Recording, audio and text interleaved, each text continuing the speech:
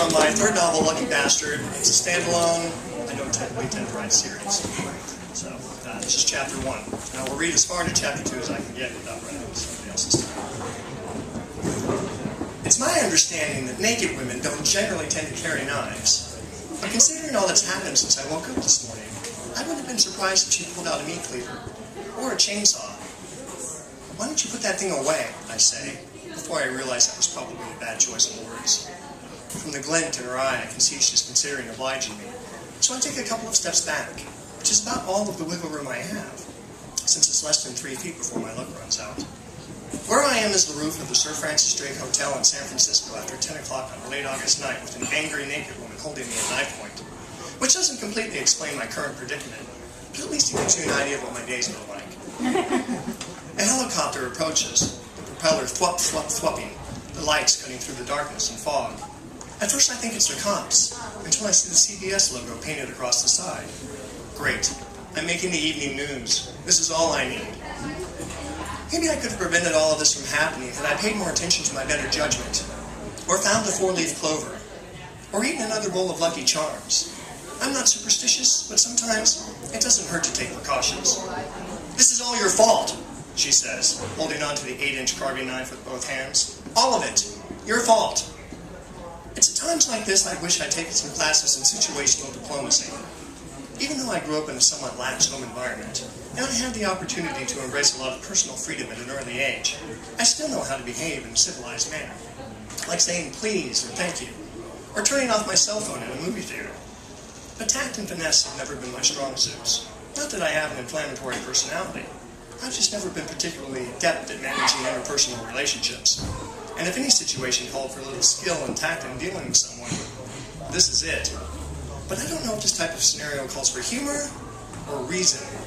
Plus, it's a little awkward considering she's naked, so I try to keep my eyes above the horizon.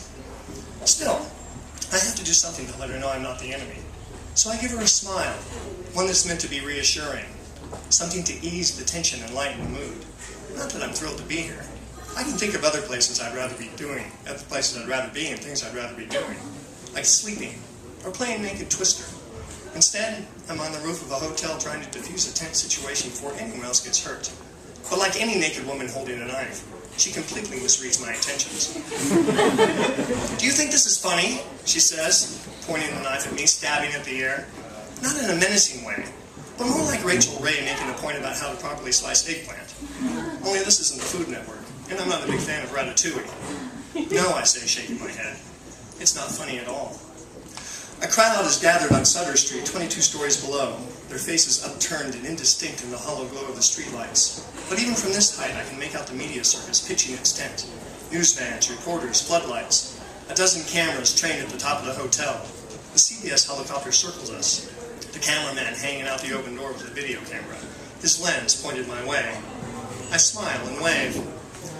I feel like I'm in a Hollywood movie, a dark action comedy, with a little bit of intrigue and personal drama thrown in for fun. Characters die, illusions are shattered, and things get messy. I just wish I knew how this ended, how things wrapped up, my personal denouement. But I forgot to read my copy of the script, so I just wait and hope someone gives me a cue. The helicopter circles, the videotape rolls, the people on the street below wait for the scene to play out, and I'm an actor trying to remember my lines. Chapter 2. The name's Monday. Nick Monday. I'm a private investigator. At least that's what I tell people when they ask what I do for a living. I have my own little office in downtown San Francisco.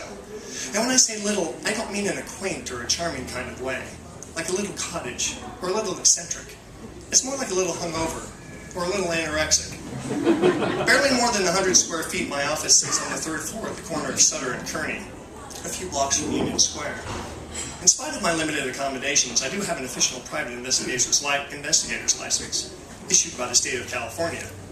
But let's get one thing straight. I'm no Sherlock Holmes. Intellectual prowess and astute observation were never my strong points. Plus, I don't have a constant companion to document my exploits. And I'm not the type of private investigator you read about in a Raymond Chandler or a Dashiell Hammett novel. I'm not the pessimistic and cynical type. I'm not encumbered with the tarnished idealism that comes from dealing with a corrupt society. I'm more over-easy than hard-boiled. Ever since I was a kid, I've approached life with a certain level of cheerful irresponsibility. A carefree opportunism. I never really made any plans or thought about the consequences. I just did what seemed to help me get what I wanted. A search for the path of least resistance, a means of attaining an end.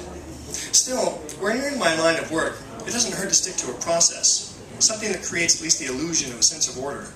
I don't believe in heaven and hell, but I do believe the devil is in the details. I also believe in routine. I wake up every morning at 7:30. I eat Lucky Charms for breakfast. I drink cappuccinos from Starbucks and mochas from Peace. The coffee is more habitual than routine, but everyone has its vices, and I have more than your average detective. A common literary misconception about private investigators is that we lead these glamorous lives, filled with mystery and intrigue and seductive femme fatales, filled with murder and extortion and corruption, filled with missing persons and stolen artifacts and cases of mistaken identity. No one wants to read about what really happens, about what private investigators really do. Process serving, insurance fraud, corporate investigation, tracing debtors and investigating copyright infringement, and working computer forensics.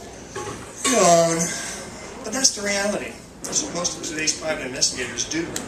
Some of them specialize in one field, while others might dabble in 2 or 3 areas. But no one's getting shot at. No one's meeting clients in dark alleys. No one's having sex with Lauren Bacall. At least not me. Most of my cases involve suspicious insurance claims, anti-fraud, calls from frustrated creditors, and investigations of adultery. Even with no-fault divorce, infidelity is still one of the most lucrative activities for PIs, since marital indiscretions can be used by spouses as leverage for child custody, alimony, and property disputes. Apparently, when it comes to for better or for worse, most couples are opting to pursue the latter. Lately, however, I've been getting calls from people asking me to help them retrieve their stolen luck. Half a dozen times over the past several months, I've been contacted by would-be clients who wanted to hire me to find their good luck. I'm not talking about crank phone calls from teenagers. These aren't homeless people or mental patients off their meds. These are normal, everyday people who've been living nice lives, filled with good fortune, happy moments, and circumstances that more often than not fell their way. Until one day, something went wrong. They lost a big client, got in a car accident, discovered they had termites. Maybe one of them had to go to the dentist for a root canal. Another took a beating in the stock market. Someone else is sick for the first time in years. Most of these people who call are just overreacting to the normal ebbs and flows of life, normal things that happen to normal people. Even if you're born lucky, there's no guarantee everything will always fall your way. Sometimes, things just go wrong. But these people who call me believe they're entitled to the life they were living, and that the only possible explanation for these tragedies is because their luck has been stolen. They believe this because of the news reports about luck poachers, about people who have the ability to actually steal another person's luck. These aren't stories that have appeared in reputable newspapers, national magazines, or on 24-hour news channels. You won't hear about them from the Wall Street Journal or Newsweek or CNN. These are more like urban legends and pop culture myths you find in supermarket tabloids and on celebrity news programs and tabloid talk shows. A story in the Weekly World News, a report on Inside Edition, an episode of Jerry Springer. My ex-husband slept with a luck poacher. These more unsavory media outlets discuss how the thieves steal luck from normal people, then sell it on the black market for tens of thousands of dollars, creating an entire unregulated commerce and culture of luck poaching. Some people think luck poachers are extraterrestrials. Others think they're genetic mutants. Other, more paranoid types think they're government science projects created to steal all the good fortune in the world and give them to corporations and politicians. That the government hasn't done anything, and denies the existence of luck poachers, only adds fuel to that particular fire.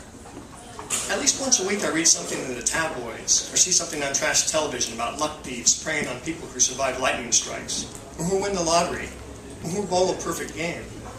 And most of those who call me asking to help them find their stolen luck are just incapable of taking responsibility for their own problems, or dealing with their bad decisions. They haven't had their luck stolen. If they had, I would have known about it, because I would have been the one who had stolen it.